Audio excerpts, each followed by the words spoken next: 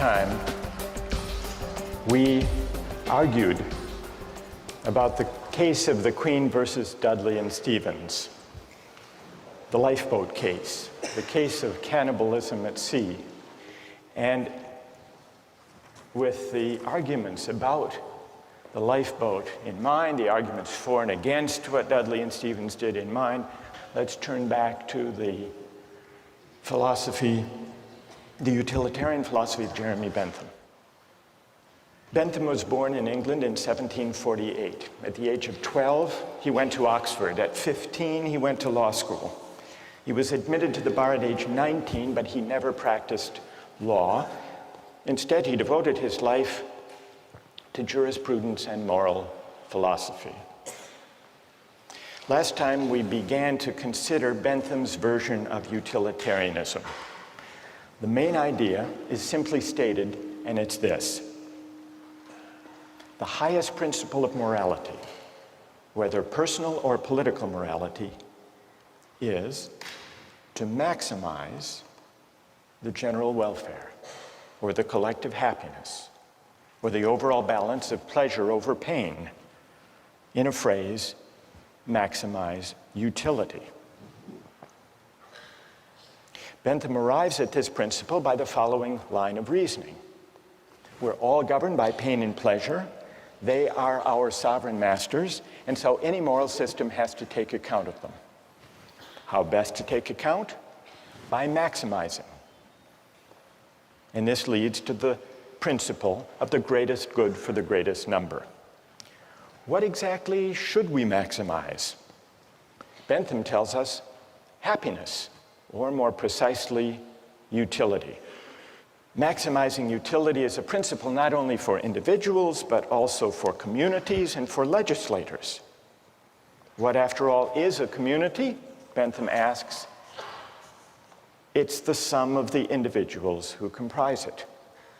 And that's why, in deciding the best policy, in deciding what the law should be, in deciding what's just, citizens and legislators should ask themselves the question: if we add up all of the benefits of this policy and subtract all of the costs,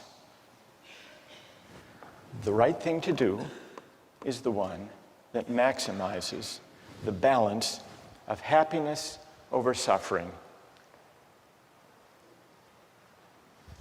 That's what it means to maximize utility. Now, today, I want to see whether you agree or disagree with it. And it often goes, this utilitarian logic, under the name of cost-benefit analysis, which is used by companies and by governments all the time. And what it involves is placing a value, usually a dollar value, to stand for utility, on the costs and the benefits of various proposals. Recently in the Czech Republic, there was a proposal to increase the excise tax on smoking. Philip Morris, the tobacco company, does huge business in the Czech Republic. They commissioned a study, a cost-benefit analysis of smoking in the Czech Republic. And what their cost-benefit analysis found was the government gains by having Czech citizens smoke. Now, how do they gain? It's true that there are negative effects to the public finance of the Czech government because there are increased healthcare costs for people who develop smoking-related diseases. On the other hand, there were positive effects, and those were added up on the other side of the ledger. The positive effects included, for the most part, various tax revenues that the government derives from the sale of cigarette products, but it also included healthcare savings to the government when people die early, pension savings, you don't have to pay pensions for as long, and also savings in housing costs for the elderly. And when all of the costs and benefits were added up, the Philip Morris study found that there is a net public finance gain in the Czech Republic of $147 million. And given the savings in housing and healthcare and pension costs, the government enjoys a savings of over $1,200 for each person who dies prematurely due to smoking. Cost-benefit analysis. Now, those among you who are defenders of utilitarianism may think that this is an unfair test. Philip Morris was pilloried in the press, and they issued an apology for this heartless calculation. You may say that what's missing here is something that the utilitarian can easily incorporate, namely, the value to the person and to the families of those who die from lung cancer. What about the value of life? Some cost-benefit analyses incorporate a measure for the value of life. One of the most famous of these involved the Ford Pinto case. Did any of you read about that? This was back in the 1970s. Do you remember what the Ford Pinto was, a kind of car? Anybody? It was a small car, a subcompact car, very popular. But it had one problem, which is the fuel tank was at the back of the car. And in rear collisions, the fuel tank exploded. And some people were killed, and some severely injured. Victims of these injuries took Ford to court to sue. And in the court case, it turned out that Ford had long since known about the vulnerable fuel tank and had done a cost-benefit analysis to determine whether it would be worth it to put in a special shield that would protect the fuel tank and prevent it from exploding. They did a cost-benefit analysis. The cost per part to increase the safety of the Pinto, they calculated at $11 per part. And this was the cost-benefit analysis that emerged in the trial. $11 per part at 12.5 million cars and trucks came to a total cost of $137 million to improve the safety. But then they calculated the benefits of spending all this money on a safer car, and they counted 180 deaths, and they assigned a dollar value, $200,000 per death. 180 injuries, $67,000. And then the cost to repair, the replacement cost for 2,000 vehicles that would be destroyed without the safety device, $700 per vehicle. So the benefits turned out to be only $49.5 million, and so they didn't install the device. Needless to say, when this memo of the Ford Motor Company's cost-benefit analysis came out in the trial, it appalled the jurors who awarded a huge settlement. Is this a counterexample to the utilitarian idea of calculating? Because Ford included a measure of the value of life. Now, who here wants to defend cost-benefit analysis from this apparent counterexample? Who has a defense? Or do you think this completely destroys the whole utilitarian calculus? Yes? Okay, well, I think that, once again, they've made the same mistake the previous case did, that they assigned a dollar value to human life. And once again, they failed to take account things like suffering and emotional losses by the families. I mean, families lost earnings, but they also lost a loved one, and that is more valued than $200,000. Right. And wait. That's good. What's your name? Julia Roto. So if 200,000, Julie, is too low a figure because it doesn't include the loss of a loved one and the loss of those years of life, what do you think would be a more accurate number? I don't believe I could give a number. I think that this sort of analysis shouldn't be applied to issues of human life. I think it can't be used monetarily. So they didn't just put too low a number, Julie says. They were wrong to try to put any number at all. All right, let's hear someone who... You have to adjust for inflation.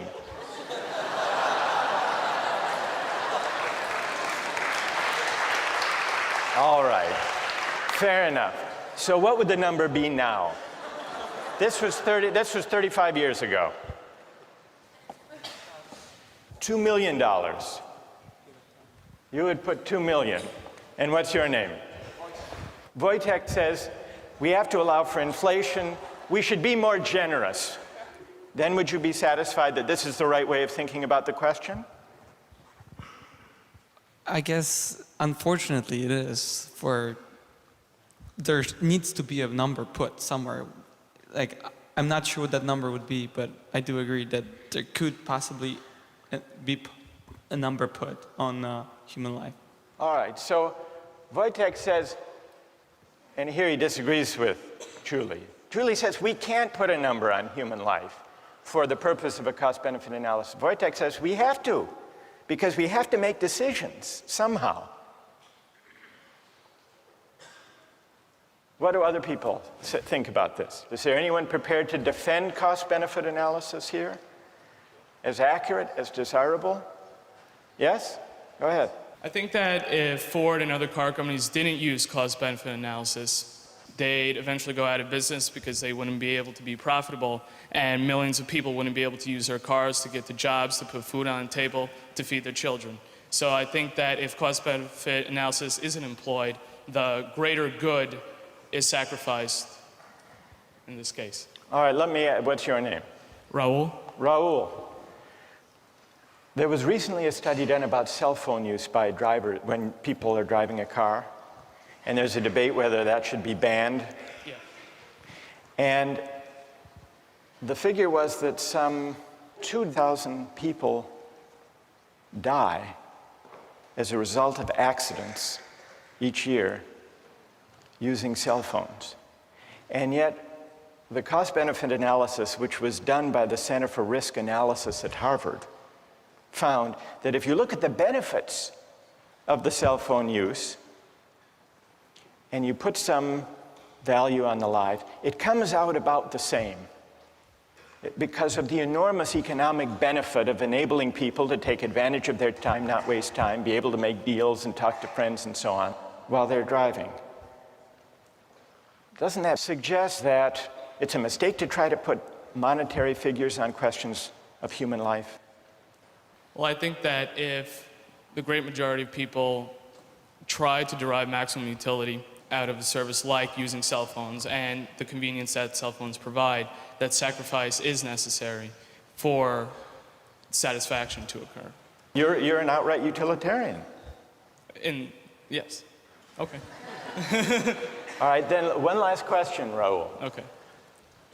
And I put this to Wojtek. What dollar figure should be put on human life to decide whether to ban the use of cell phones? Well, I don't want to arbitrarily calculate a figure. I mean, right now, I think that...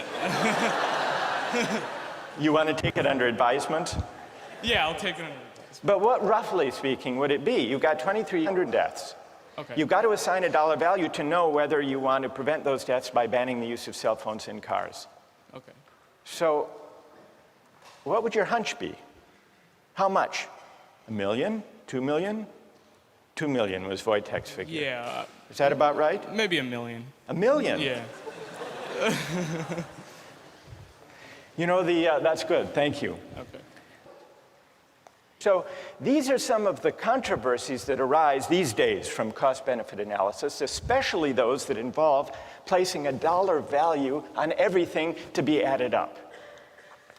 Well, now I want to turn to your objections not necessarily to cost-benefit analysis specifically, because that's just one version of the utilitarian logic in practice today, but to the theory as a whole, to the idea that the right thing to do, the just basis for policy and law, is to maximize utility. How many disagree with the utilitarian approach to law and to the common good? How many agree with it? So more agree than disagree. So let's hear from the critics. Yes? My main issue with it is that I feel like you can't say that just because someone's in the minority, what they want and need is less valuable than someone who's in the majority. So I guess I have an issue with the idea that the greatest good for the greatest number is okay, because there's still, what about the people who are in the lesser number? Like, it's not fair to them. They didn't have any say in where they wanted to be. All right, that's an interesting objection. You're worried about the effect on the minority. Yes. What's your name, by the way? Anna. Who has an answer to Anna's worry about the effect on the minority? What do you say to Anna? She said that the minorities value less. I don't think that's the case, because individually the minority's value is just the same as the individual of the majority. It's just that the numbers outweigh the minority. And I mean, at a certain point you have to make a decision, and I'm sorry for the minority, but sometimes it's for the general, for the greater good. For the greater good. Anna, what do you say? What's your name? Yangda. What do you say to Yangda? Yangda says you just have to add up people's preferences, and those in the minority do have their preferences weighed. Can you give an example of the kind of thing you're worried about when you say you're worried about utilitarianism violating the concern or respect due the minority? Okay. Can you give an example? So, well, with any of the cases that we've talked about, like for the shipwreck one, I think the boy who was eaten still had as much of a right to live as the other people, and just because he was the minority in that case, the one who maybe had less of a chance to keep living, that doesn't mean that the others automatically have a right to eat him just because it would give a greater amount of people the chance to live. So there may be certain rights that the minority members have, that the individual has, that shouldn't be traded off for the sake of utility? Yes. Yes, Anna? Yonda, this would be a test for you. Back in ancient Rome, they threw Christians to the lions in the Colosseum for sport. If you think how the utilitarian calculus would go, yes, the Christian thrown to the lion suffers enormous, excruciating pain. But look at the collective ecstasy of the Romans. Yonda. Well, in that time, I don't, in modern day of time, to value to give a number to the happiness given to the people watching, I don't think any policymaker would say the pain of one person, of the suffering of one person is much, in comparison to the happiness gained. No, but you have to admit that if there were enough Romans delirious enough with happiness, it would outweigh even the most excruciating pain of a handful of Christians thrown to the lion. So we really have here two different objections to utilitarianism. One has to do with whether utilitarianism adequately respects individual rights or minority rights, and the other has to do with the whole idea of aggregating utility or preferences or values. Is it possible to aggregate all values to translate them into dollar terms? There was, in the 1930s, a psychologist who tried to address this second question. He tried to prove what utilitarianism assumes, that it is possible to translate all goods, all values, all human concerns into a single uniform measure. And he did this by conducting a survey of young recipients of relief. This was in the 1930s. And he gave them a list of unpleasant experiences. And he asked them, how much would you have to be paid to undergo the following experiences? And he kept track. For example, how much would you have to be paid to have one upper front tooth pulled out? Or how much would you have to be paid to have one little toe cut off? Or to eat a live earthworm 6 inches long? Or to live the rest of your life on a farm in Kansas? Or to choke a stray cat to death with your bare hands? Now, what do you suppose was the most expensive item on that list? Kansas?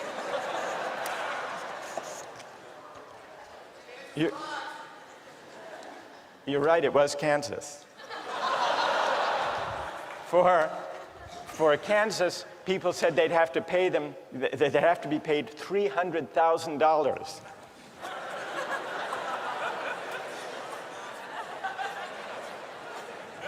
What do you think was the next most expensive? Not the cat. Not the tooth. Not the toe. The worm. People said you'd have to pay them $100,000 to eat the worm. What do you think was the least expensive item? Not the cat, the tooth. During the Depression, people were willing to have their tooth pulled for only $4,500. Now, here's what Thorndike concluded from his study. Any want or satisfaction which exists in some amount and is therefore measurable. The life of a dog or a cat or a chicken consists of appetites, cravings, desires, and their gratifications.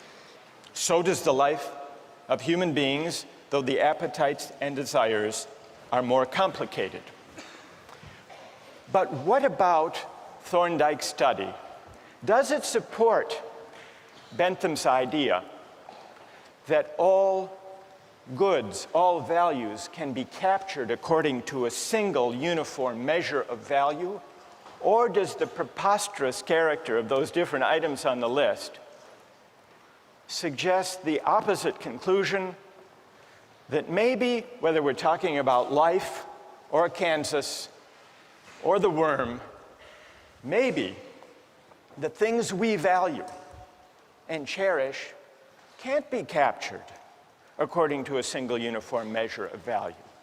And if they can't, what are the consequences for the utilitarian theory of morality? That's a question we'll continue with next time.